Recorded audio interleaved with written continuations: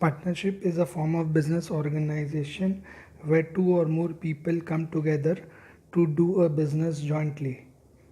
Joint stock company is a voluntary association of individuals for profit having capital divided into transferable shares.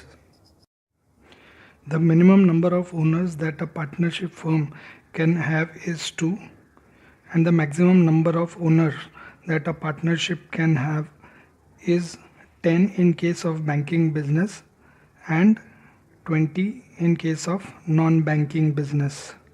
In other words, a partnership which is running a banking business can have maximum of 10 partners, whereas a partnership which is into non-banking business can have maximum 20 partners. In case of joint stock company, if the company is a private limited company, then it would require minimum of 2 members and maximum number of members that it can have is 50.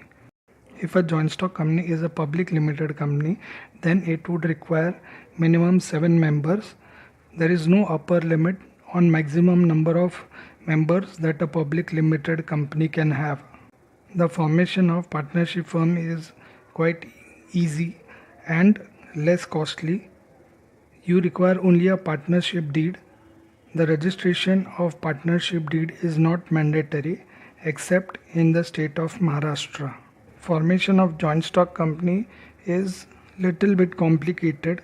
It involves a lot of legal formalities and also it is a costly affair. The formation of joint stock company is time consuming also. Partnership is controlled under Partnership Act 1932. Joint stock company is controlled under Indian Companies Act 1956. In case of partnership, the liability of partners is unlimited. So in case the business assets are not sufficient to pay off the business liabilities, personal assets of the owners or the partners will be used to pay off the external liabilities.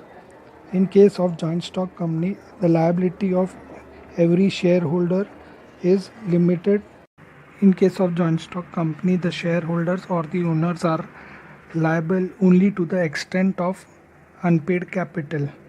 If I have one share of rupees 10 and I have already paid rupees 8 on it, then my liability will be just rupees 2 and nothing more.